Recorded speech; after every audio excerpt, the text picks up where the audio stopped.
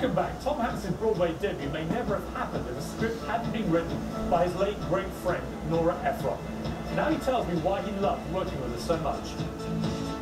It's an amazing script, the richness of the writing. Why do you think, Nora, you knew her as well as anyone, why do you think she got so entranced?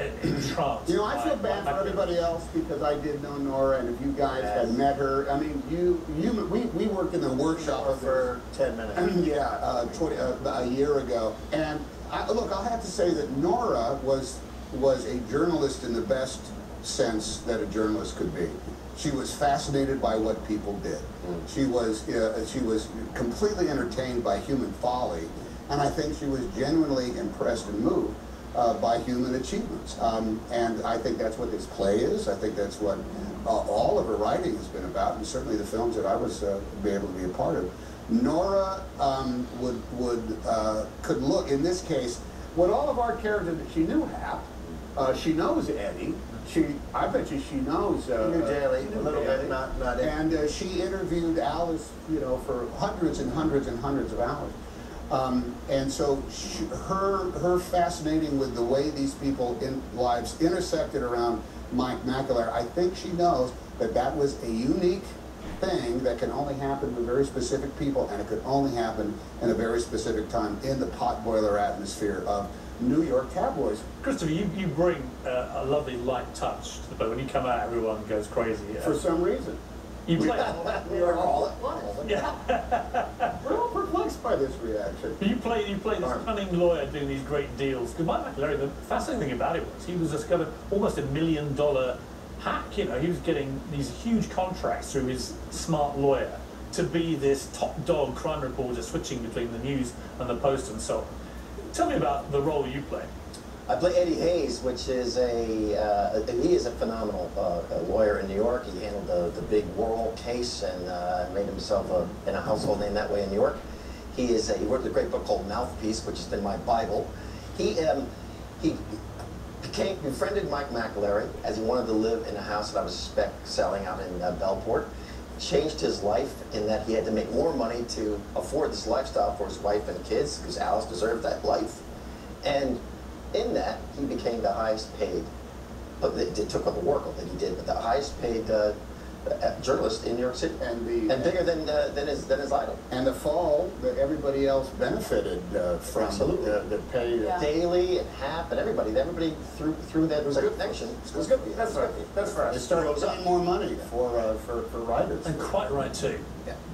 Courtney, you're married to a very famous actress and performer. Has any of the views of all of you changed about tabloid? No, it hasn't softened my fury. I think we just try to keep both profile as we can. Just do what we do and scurry away. Yeah. I think TMZ, you know, is at the airport waiting for us. I would have to say that celebrities are a dime a dozen. You know, honestly, I don't. You can do almost anything to become a celebrity now. I think the price has gone down. There was, I don't want to tell a huge story here, but there was one time where I cornered a guy who was photographing. I was just out walking my dog, and I said, "Dude, who cares about me and my dog?" He said, "Oh, I was actually trying to get somebody else's picture, and you walked by." But I sat him down. I said, "Look, okay, how does this work exactly?" And I got him to confess to me that on a good year as a celebrity photographer, this was years ago, on a good year, he could make $1.5 million from his surreptitious photographs. It would be a good reporter. Okay, all right. And I said, okay, that's a good year. What's a lousy year? What's just a standard year? He says a standard year is about $150,000 a year. Now, I guarantee you that guy doesn't make that money anymore because the pictures aren't that valuable. But do you, as some do you resent the attention of paparazzi? No. Or are they part of the business? Part of the business. You're dashing off, Laura, leaving me with the chats. But I do. Before you go, you do kiss Tom Hanks. Several times. Is he a good kisser? Yes. How good? So. We'll leave. No. There's a passion in the McAleer marriage, right? Absolutely. No hesitation, I said yes. You'll get to kiss him, trying to work it out, and probably another 500 times. Well, let's see. There's Act One. There's Act One. Until at the bar, there's a couple of bedroom smooches. Sometimes in Not bad. Bellport kitchen, not always. She actually has a bunch of lips stamps, and she X's out one. That's right. Like an advent calendar. For kissing. That's right. Laura, you are excused after that painful dissection of kissing talents. Thank you very much. Bye. We love Nora. I love the guys.